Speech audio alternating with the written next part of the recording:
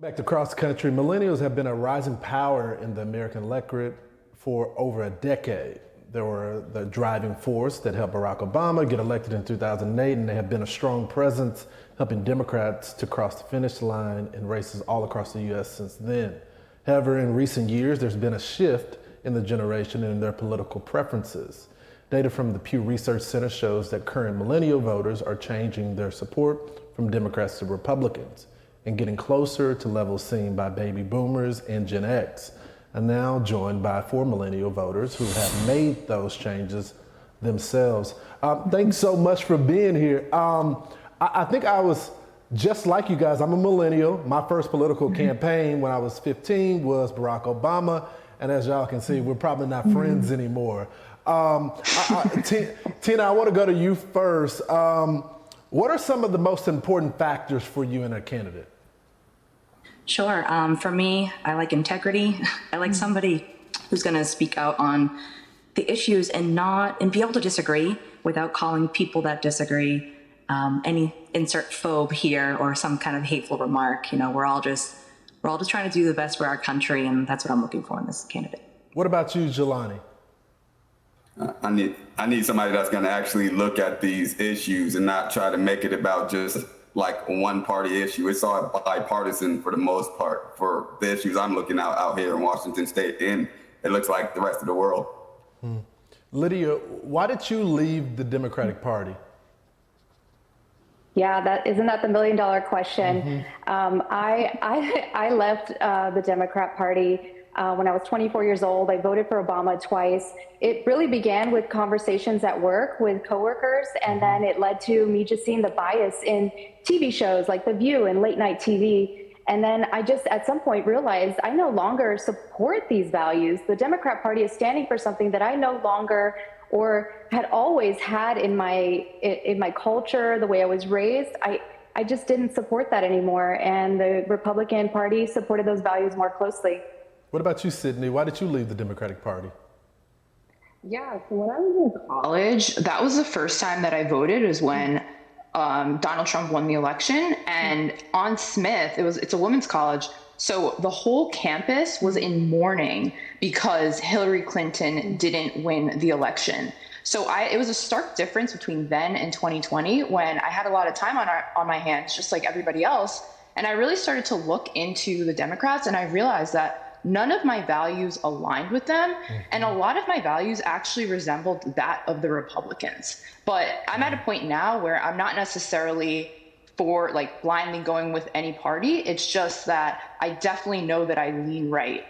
Yeah, what values are important to you? Yeah, I would say family is really important. Another thing is health. I think our country has a obesity epidemic that is not being addressed. We have a food supply that is just really messed up. It's poisoning us. And then the things that are promoted of, oh, go get fast food, oh, get Ozempic, oh, get all of these quick fixes that are not getting to the root of the issue. And not only that, I would really like to see us address this AI thing that's going on. So someone who has knowledge of the current technological landscape is extremely important. Yeah, that's so fascinating. Tina, is there anything that the Democrats can do to win you back? Man, I swore I would never go back, honestly, after being one of those pink-haired septum ring feminists. That was me at one point, if you could believe it. If I could have somebody that would really turn this economy around, as a new mom, this is really hard. Groceries are getting more and more every week. It is just rough stuff out there. I would love somebody that would really honor, just this economy, fix this economy, honor bringing our troops back home, and honor medical freedom, giving the people back their rights over their bodies. Somebody that would also be sticking up for the rights of the unborn as well. Jelani, is there anything that the Democrats can do to win you back? No, because as of right now in Washington State, I'm scared as a father. I mean, they're passing laws like the 5599 bill, and it's like that's taking away our children and not even informing us until they feel ready. And as a father, as somebody that's really passionate about my kids, Like, just for me to not understand my kids and then the government's able to take them away from me without any knowledge of what's going on with them makes me scared for anybody. Yeah. Lydia, do you think the two parties are doing a great job in attracting minority voters? Oh, wow. Yes and no. I mean, the Democrat Party is certainly doing very good on the ground floor when people are coming in through the border and through these organizations that are bringing them in. But I don't know, the Republican Party is definitely speaking to voters, and now they're going into their language, into their communities, and definitely speaking like, we support your values. We have those family values. And so it's kind of like they both kind of have different parts of the party, but I feel like the Republicans are winning them over in the end. Yeah. Sydney, what about you? Do you feel like they're doing a good job in attracting minority voters?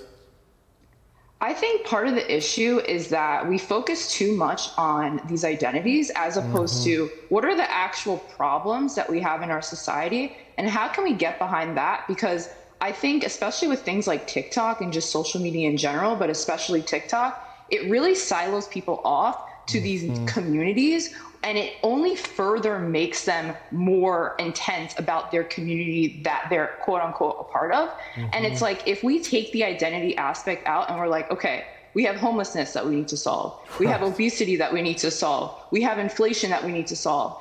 We have like this technological advancement that we need to solve that nobody knows how to use. How do we attack those issues? How do we solve those issues? And I think that's a better way to bring people together versus our skin color, what we have between our legs. Because ultimately, we're people. That doesn't matter. We all want to live good lives, take care of our families, have fun, go travel sometimes. And in order to do that, we have to have our finances together. We have to know that we can actually go out of our houses and do what we need to do, and all of these different things, have our health together so we can actually enjoy our trips and enjoy our families. So it's like, if we solve these problems, I think that will bring the country together. And these are the issues that I think politicians need to focus on versus the identity politics. So well said.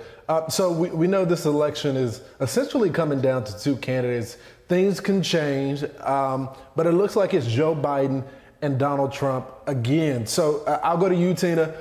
Who are you going for and why? I mean, if it was between those two, I would obviously have to go with Trump. The economy was just wonderful. He was securing our border. I feel like, yes, there was divisive moments. Maybe he should have been off Twitter, but I would definitely vote for Trump if that was between those two. Yeah, what about you, Lydia?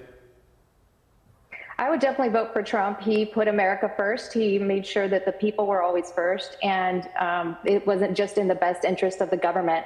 So I would definitely vote for Trump a third time. What about you, Sydney? Yeah, I would definitely go for Trump. I was like a huge Trumper. I have like this cup.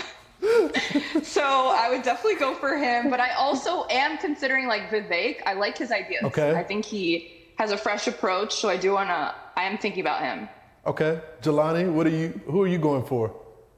I'm definitely going to go with Trump. I mean, regardless of how the news tries to paint him, he's still a family values kind of guy. And I mean, look at how the world's going right now since he's been out of office. I'm definitely going with him. Yeah, you definitely sound like some of the brothers that I talked to in the barbershop. They just feel like they may have disagreed with some of his tone, but life was better for them. Y'all, thanks so much for joining. It's great to finally talk with some people on TV that are my age. So thank y'all for being a part. Thank you so much. Yeah. Thank you. Y'all have a good one. Hey, Sean Hannity here. Hey, click here to subscribe to Fox News YouTube page and catch our hottest interviews and most compelling analysis. You will not get it anywhere else.